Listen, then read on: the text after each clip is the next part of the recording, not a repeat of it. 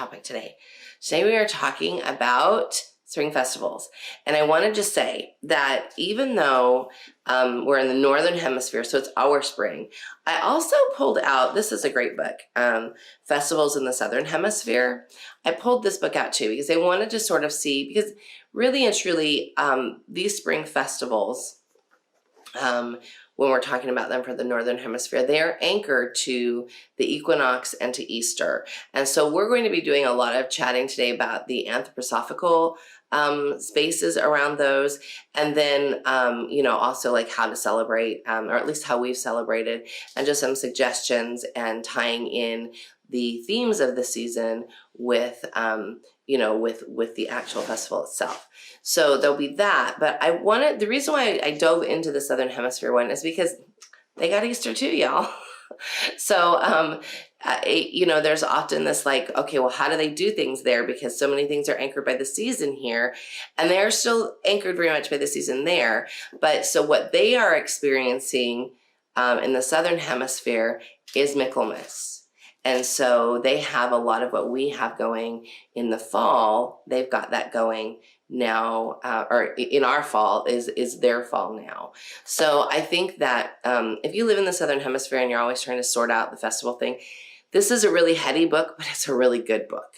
It goes deeply into to Steiner's work and to the things that he said about the hemispheres, and just sort of like what's going on with the earth and what's going on with the earth in both places, what's going on with the cosmos. So this is very deep anthroposophy, but a very good read, I think, if you're trying to sort out the festivals for the Southern Hemisphere.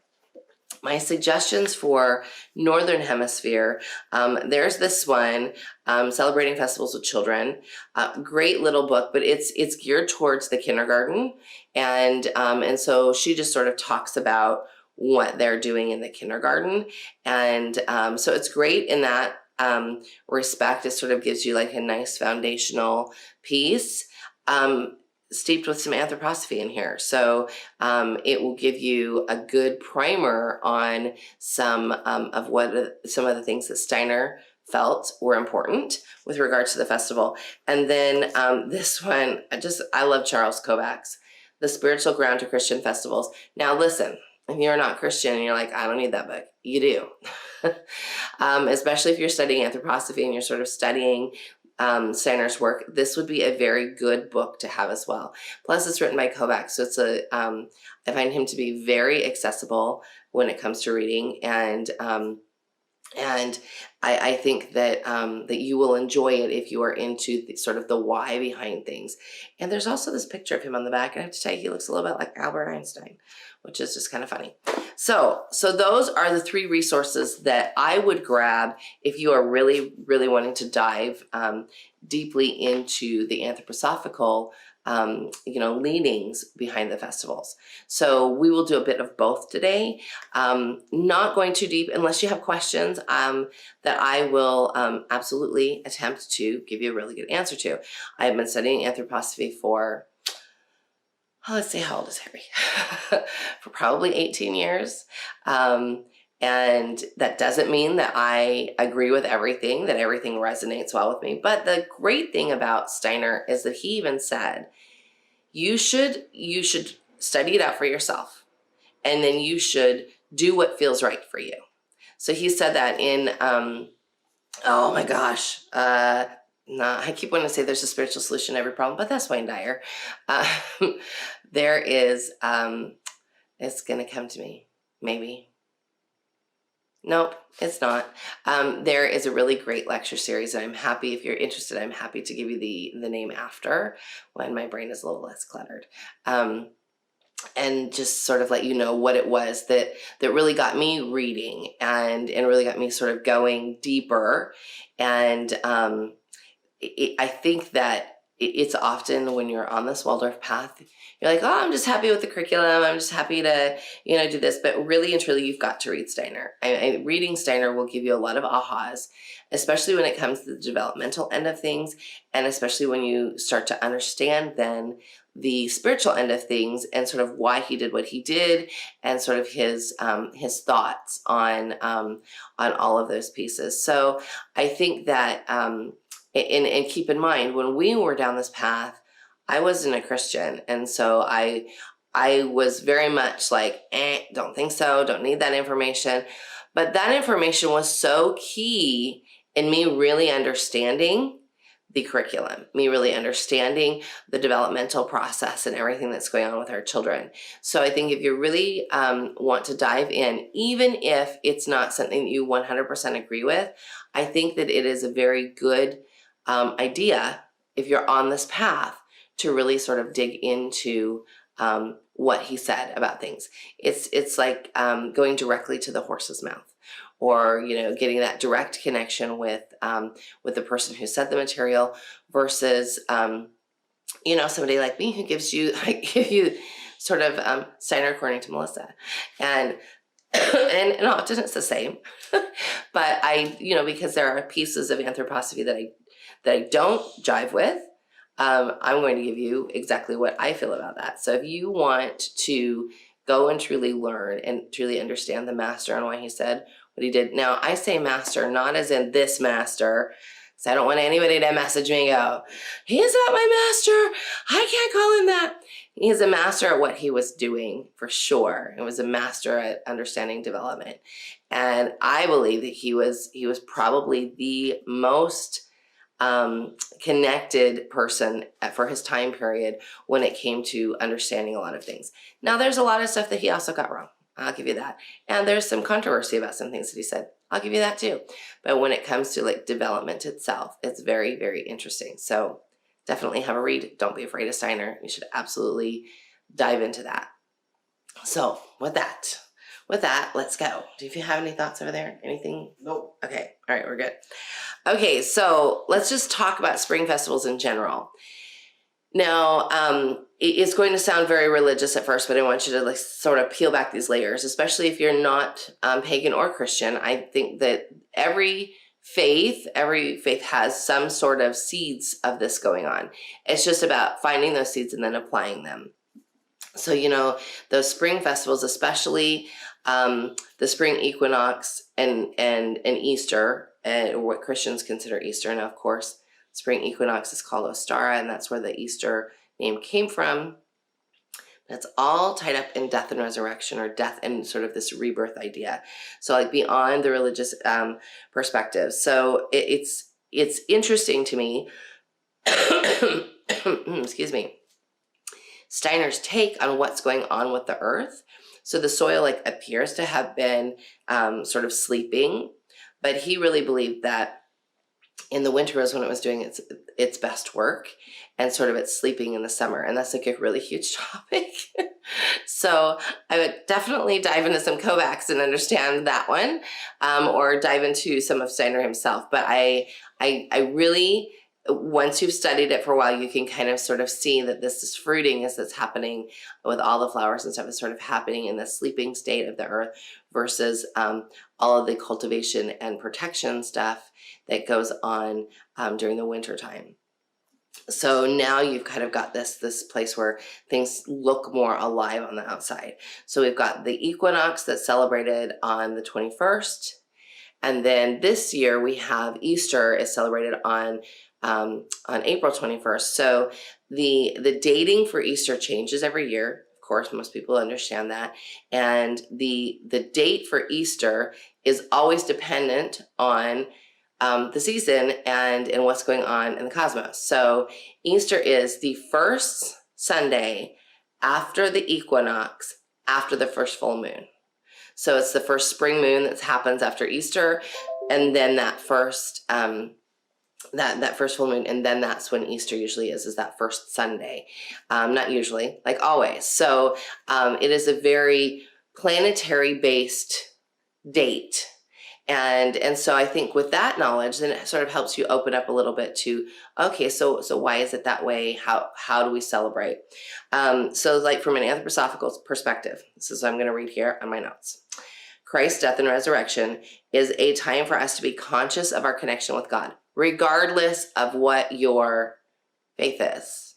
It's this time to dial more into this relationship with Source, and really and truly sort of dig in. Now, I have to say that as somebody who studies all the time, I'm always feeling very connected with source. And so, but this is another opportunity for me to be even more connected, even more open, even more like anxious to hear what the heavens might have to say to me.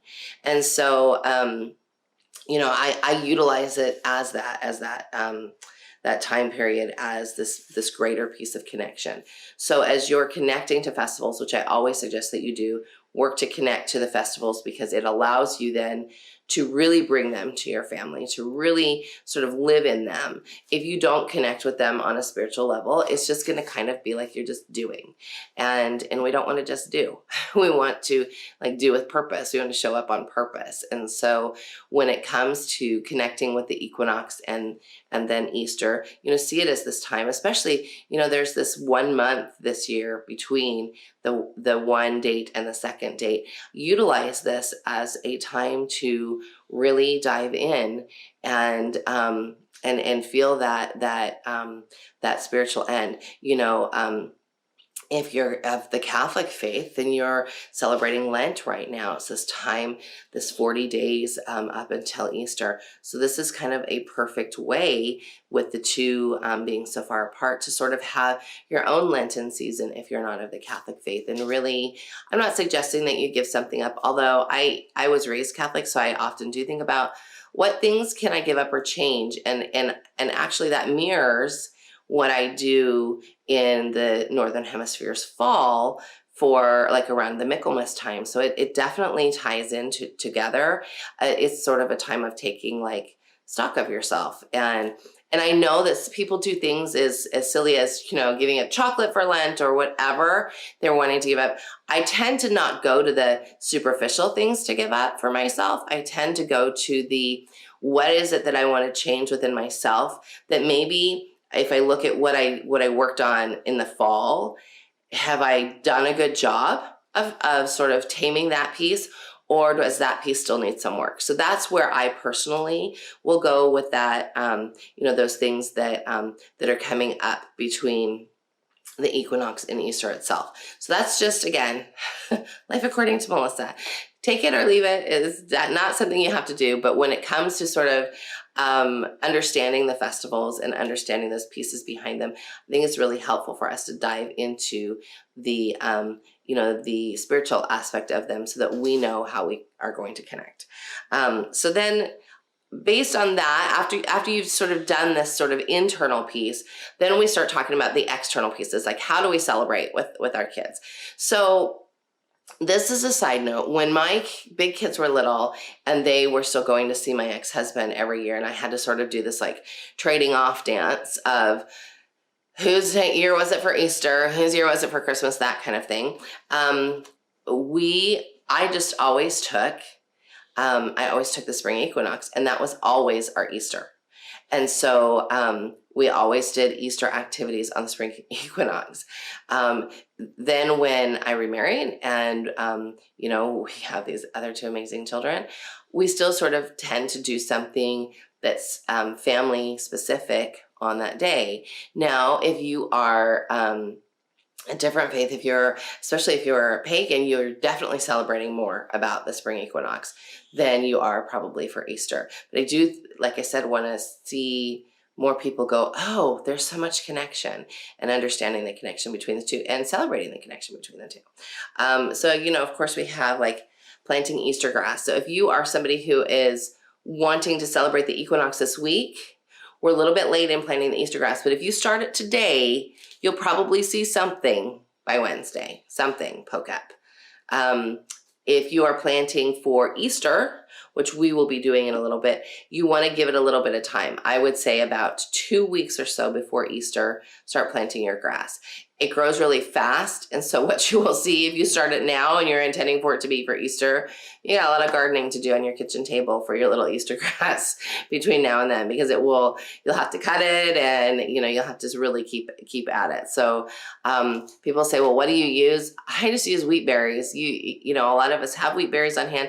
I will have to go and buy some because we're gluten-free right now, so I don't have wheat berries in my cabinet like I normally do.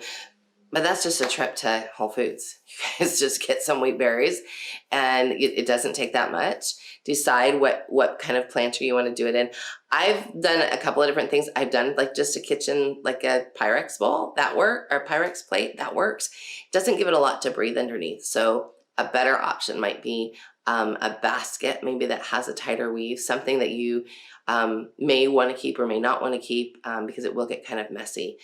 And then go get yourself just some potting soil or some soil from outside.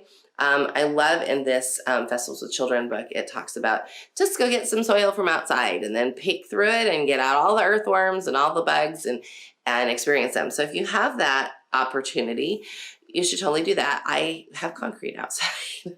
I'll sand at the beach. So, pick what you've got there near you and have fun with it. Have a good time planting that Easter grass. With the grass, what do you plant? Wheatgrass? We always plant wheatgrass. I just go and get, wheat berries and that's what we usually end up planting. Okay. Don't go into Lowe's and ask them for wheatgrass. They will give you the weirdest looks. Just go and buy wheat berries at the health food store. The ones before they're not ground, so they'll be whole. And then go from there. The people at Lowe's will think you're nuts. Trust me, I've been down that road before. So you'll want to do like Easter grass. I think that's a lot of fun. That's sort of iconic Waldorf. You'll see a lot of pictures on Instagram over the next few weeks about just that, people planting their Easter grass. So that's something that we have to do. And there's some little tiny bug in here. Sorry. And then of course there's the Easter hare. And so, and of course, I think in America he's become the Easter bunny. I don't know if he's the Easter bunny anywhere else. It's definitely a time for, we have some iconic movies that we watch in our house. We watch Elf at Christmas time, even though we don't do Santa. And we watch Hop at Easter time, even though, this because it's really silly. Because he lives on Easter Island. And he lives on, it's the opportunity to go, no, the Easter Bunny does not actually live on Easter Island. And we talk about what Easter Island is then. But no, it's kind of funny. It's just the weird Nielsen stuff. They start asking, like when the sun starts shining a lot, is it almost time to watch Top? My children. So the Easter hare. There is a beautiful story. It's not really a story. It's sort of a description in this book about the Easter hare and sort of where that came from and how it sort of then morphed into it being a being for this time of resurrection and rebirth. So apparently, I did not know this. Apparently, when rabbits are being hunted, close your ears if you're little or scared from this. When they're being hunted, one will sacrifice themselves so the other can get away. And so this whole idea of sacrificing of oneself, and that's where the at least from this anthroposophical standpoint, the Easter hare is coming from. I don't know if that's the every place standpoint. I don't know if that's like Easter law, but that's what we've got from an anthroposophical standpoint. And so we have this animal that sort of gives of themselves. And then they're also bringing eggs, which is this other, sort of symbol of life and of rebirth. And in old times, it just sort of made myself sound 80. In the olden days, people used to bring an egg when a new baby was born and sort of lay it in the cradle as the symbol of this came from that kind of thing, even though it didn't come from chicken eggs. But, the idea is still there. So you've got painting of eggs, of course. There are so many fun different ways you can paint eggs. In the United States, they've sort of made it weird commercial science with all of the egg decorating kits. But there's a lot of things you can naturally do. We've done eggs naturally before. We've used beet juice. We've used... always seems like we've used marigolds. We've used a lot of different things. So you can do a lot of natural stuff. I also love it if you've got chickens that lay different colored eggs. Sometimes you don't have to do anything. When we had hens years ago, Jacob used to have this bird that laid green and blue eggs. and her eggs were so beautiful that we didn't, in between that and the pretty browns and rosy colors, we didn't even actually have to do any any egg dyeing because they're just so pretty. So you've got eggs that symbolize transformation. In some places they do Easter gnomes, and you know, you can do what you want with that. Maybe the Easter gnomes bring presents instead of the Easter hare.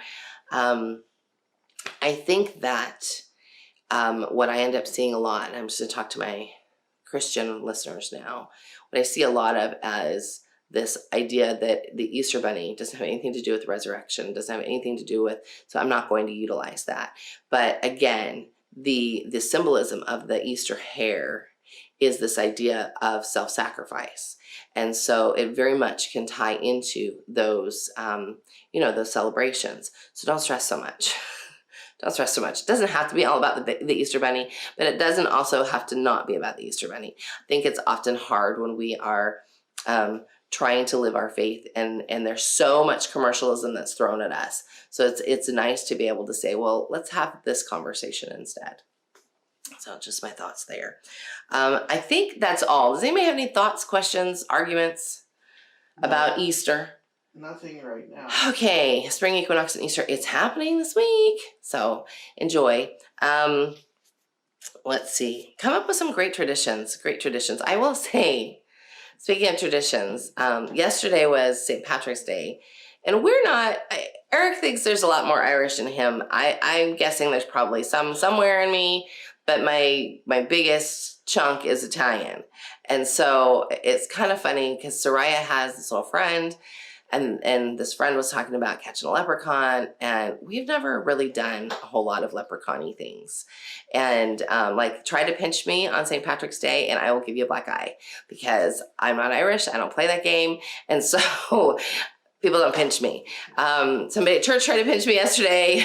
I said, I don't play that game. She was like, oh, okay. But so Soraya had this idea that we needed to catch this leprechaun. This child can attract all kinds of magic to her, I swear. She didn't want to catch it. She just wanted to give it a good little bed to sleep in. So she made this little box. She put a doll bed in it, and she put a sock in it that I think was clean. Because I told her, I said, the leprechaun is not going to lay in your sticky sock. So make sure it's clean sock. She's like, no, it came from the orphan sock drawer. We have this drawer that has all the orphan socks in it. And so she said, she pulled it out of there. She put this whole thing together. And I kid you not, the leprechaun made this gigantic mess with chocolate coins all over my house. Like, all over my house.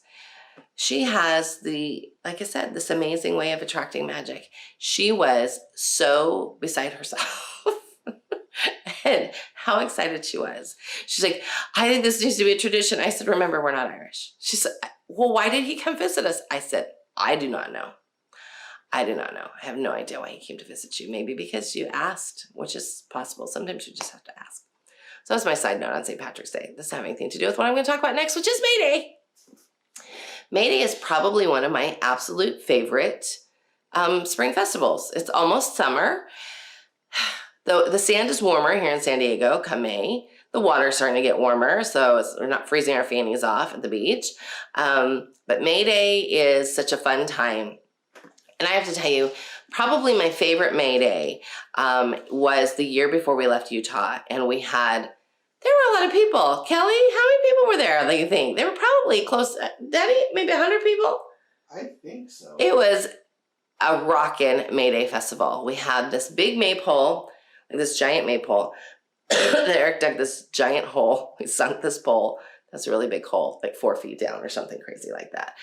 And we had this beautiful Mayday topper. It was so fun. And I think it actually lives at Kelly's house now. In fact, I'm pretty sure it does. So we did it was like a railroad tie that didn't have all the tar and stuff on it. So that was what we sunk in the ground. And, my dream is to have a house where we could have a permanent maypole, which I know is weird. But we had these beautiful, beautiful topper. And the topper was... It was well done, because the great thing about this topper, and so I'm just sort of telling you, if you're looking for Mayday toppers and what you're doing, use grosgrain ribbon because then it lasts year after year after year. So this was like it was like some weird tool that you would find, not tool, but thing that you would find at Home Depot that looked like it was some kind of vent, right, Daddy? Yeah. So it would fit over the top of the pole.